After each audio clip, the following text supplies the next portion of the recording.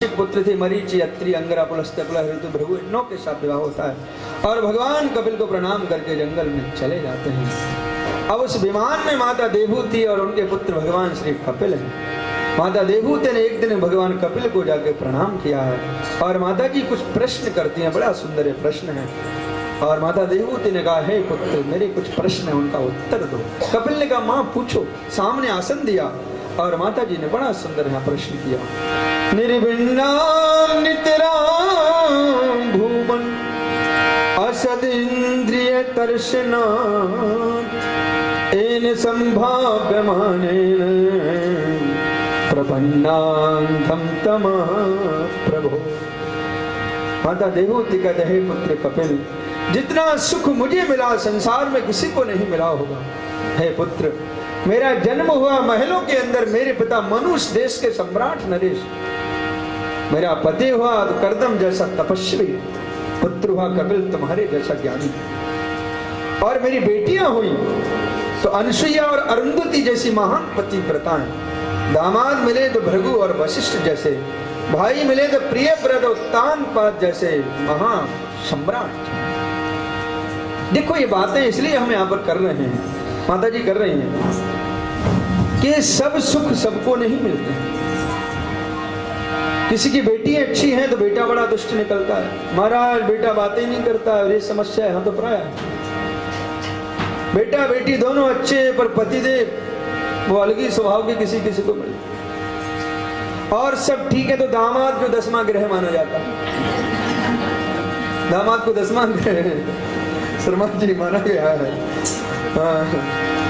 तो कहने का तात्पर्य हमारे जीवन का दुख का कोई ना कोई कांटा होता है। पर माता देवहूति कहते हैं, पुत्र मुझे सबसे सुख मिला, किसी से शिकायत नहीं, परंतु मेरा मन अभी भी प्यासा है, मुझे लगता है कुछ और चाहिए, ऐसा करो। भगवान कपिल ने बड़ा सुंदर उत्तर दिया, माँ ये जो एक मन है, एक मन को संपूर्ण ब्रह्मांड का सुख मिल जाए तब भी ये मन तृप्त नहीं होगा। मन तृप्त कैसे होगा माँ? मन में माधव को विराजमान करो। मन कितना छोटा से छोटा, बड़ा से बड़ा, 1 मिनट में यहाँ से न जाने कहाँ कहाँ, अमेरिका कहाँ कहाँ पहुंच जाता है।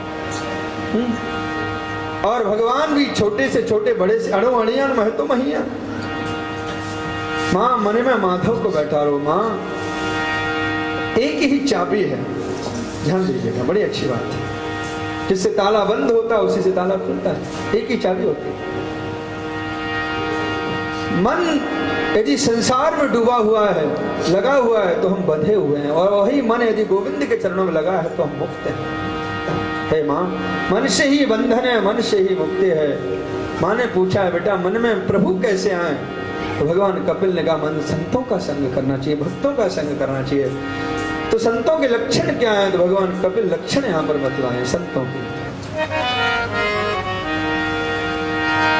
तितिक्षवा कारुणिकः सहृदा सर्वदेहिनां अजात शत्रवा शांता साधवा साधु भूषणा। हाँ, संत सहनशील होते हैं। संतों का पहला लक्षण तितिक्षु। कोई फूल की माला पहनाए तारीफ नहीं करते, कोई धक्का मार के बाहर, बाबा जी चलो बाहर, कहां से आए, तो उसे गाली नहीं देते। कारण का इतने हृदय में दया करना होती है। संत कभी अपने दुख से दुखी नहीं होते, दूसरे को दुखी देखते हैं तो हृदय में करुणा दया भर जाती।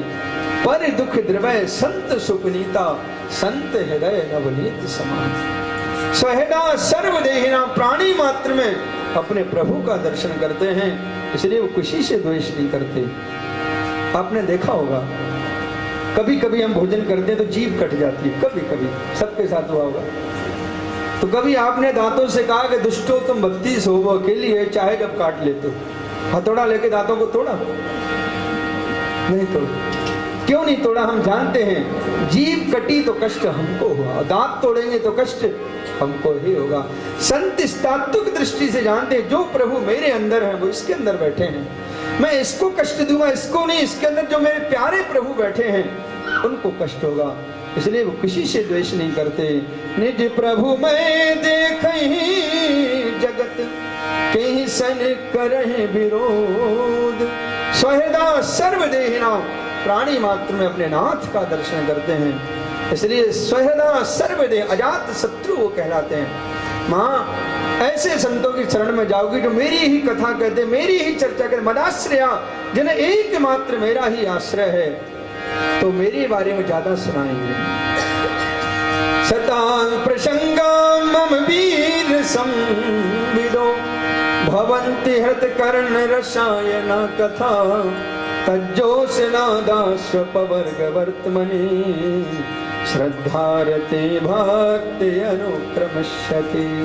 संत जब मेरी ही चर्चा करेंगे, मेरी कथा सुनाएंगे, तो सतांग प्रसंगाम मेरे प्रति श्रद्धा होगी, वही श्रद्धा रति प्रेम के रूप में परिणत हो जाएगा और वही प्रीति भक्ति के रूप में परिणत हो जाएगी। इसलिए है माँ संतों का संग करना चाहिए। आगे भगवान श्री कपिल ने बड़ी सुंदर बात कहते हैं, हे माँ जो मेरा भजन करते हैं, पूजन करते हैं और जीव मात्र से द्वेष करते हैं, वो सच्चे अर्थों में मुझसे ही द्वेष करते हैं, क्योंकि हे माँ प्राणी मात्र के अंदर मैं बैठा हूँ, भूतात्मा अवस्थिता सदा। प्राणी मात्र से द्वेष करना, मुझसे द्वेष करना है।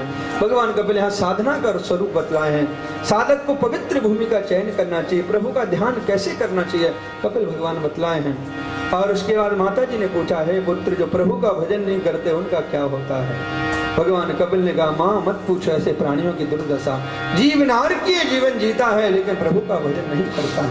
संसारी जीव से पूछा जाए सुख क्या है, तो दुख के प्रतिकार को ही सुख मानता है। वस्तुतः सच्चा सुख है क्या, इसे जानता ही नहीं है। जिन संतों को भक्तों को मिला है वो बताना चाहते हैं, पर इसे विश्वास नहीं होता है। जिस जिस योनि में जाता है उसे छोड़ना नहीं चाहता। एक बार देख, मात्र 5 मिनट और आप लोगों से लेंगे, प्रेम से बोलो। नारद जी जा रहे थे तो एक सूकर का बच्चा कीचड़ में पड़ा। नारद जी को बड़ी दया आई कि सूकर का बच्चा कीचड़ में पड़ा है, तो इसे भगवान के यहाँ ले चलते। नारद जी ने कहा, भैया बराहा? बोले हाँ बाबा। बोले वैकुंठ चलोगे? बोले बाबा जरूर। अब सूकर का बच्चा चल पड़ा। चलते चलते सूकर का बच्चा नारद जी से बोला, नारद जी वैकुंठ में कैसा लगता है? नारद जी बोले, भैया बड़ा आनंद, बड़ा सुख। अरे वैकुंठ का क्या कहना। तो वो सूकर का बच्चा बोला, नारद जी यहाँ से ज्यादा कीचड़ वहां मिलेगा क्या? अब नारद जी ने नाक मुंह सकोड़ा, मूर्ख वहां कीचड़ का क्या काम। बोले जिस वैकुंठ में कीचड़ नहीं, सुख क्या खाक मिलेगा? आपका वैकुंठ आपकी मुबारक, मुझे नहीं चाहिए। अब उस सूकर से पूछा जाए, इस कीचड़ से भी ज्यादा सुख कहीं है? उसकी कल्पना से बाहर की बात है। वस्तुतः जहां पर ये पड़ा है उसी में अपने आप को सुखी मानता है। जिन संतों को आनंद मिला है, अरे भैया यदि महलों में ही आनंद होता तो मीराबाई क्या पागल थी? क्यों त्याग करके गए? ये संत जितने बड़े सब बड़े बड़े महापुरुष बने हुए। सच्चा सुख कहां है ये हमको पता ही नहीं। भगवान कपिल कहते, मां दुख के प्रतिकार को ही सुख मानता है। पाप कर्म करके धन को कमाता है परंतु प्रभु का भजन नहीं करता है। वृद्धावस्था जब इसकी आ जाती है, बिस्तर पकड़ लेता है, घर के लोग इसकी इस प्रकार से उपेक्षा कर देते हैं कि नासाय गोचरम, जैसे किसान वृद्ध बैल की उपेक्षा कर देता है। यमराज के काले दूत भयानक इसे ले जाते, 2 या 3 मुहूर्त में पुरी में यमराज की पुरी में भेजते हैं। कर्मानुसार इसे दंड दिया जाता है। और भगवान कपिल कहते, मां विचार करके देखो, स्वर्ग नरक यहाँ देखने को मिलेगा, वहां तो है ही। अत्रैव स्वर्गा नरकः इति माता प्रचक्षते। मां ने पूछा है, जब ये पाप कर्मों को भोग लेता है दोबारा संसार में इसका कैसे जन्म होता है? भगवान कपिल वह भी बतलाए हैं कि जीव माँ के पेट में आता है, कैसे स्थिति रहती, एक एक दिन का भागवत में यहाँ विवेचन आता है। भगवान से जीव प्रार्थना करता है।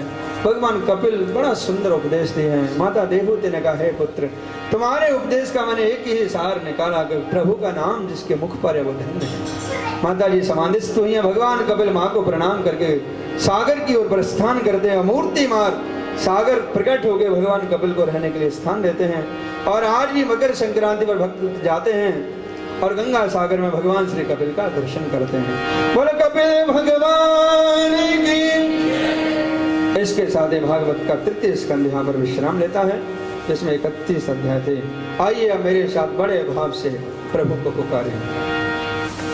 प्रेम से बोलो, भज गोविंद गोविंद गोपाला, भज गोविंद गोविंद गोपाला।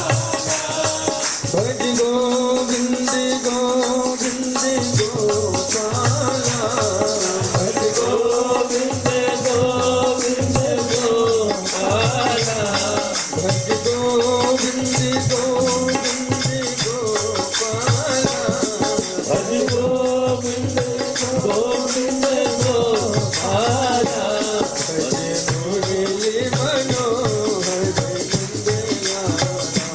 भज मुरली मनोहर नंद लाला भजे मुरली मनोहर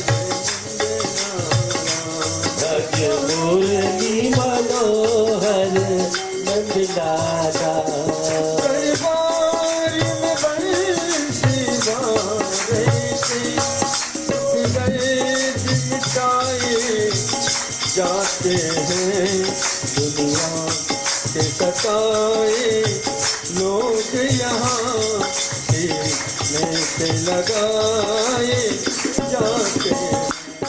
भज गोविंद गोविंद गोपाला भज मुरली मनोहर नंद लाला भज मुरली मनोहर नंद लाला भज मुरली मनोहर नंद लाला भज मुरली मनोहर नंद लाला भज गोविंद गोविंद गोपाला भज गोविंद गोविंद गोपाला भज गोविंद गोविंद गोपाला भज गोविंद गोविंद गोपाला भज गोविंद गोविंद गोपाला भज गोविंद गोविंद गोपाला बोल बाल कृष्ण लाल की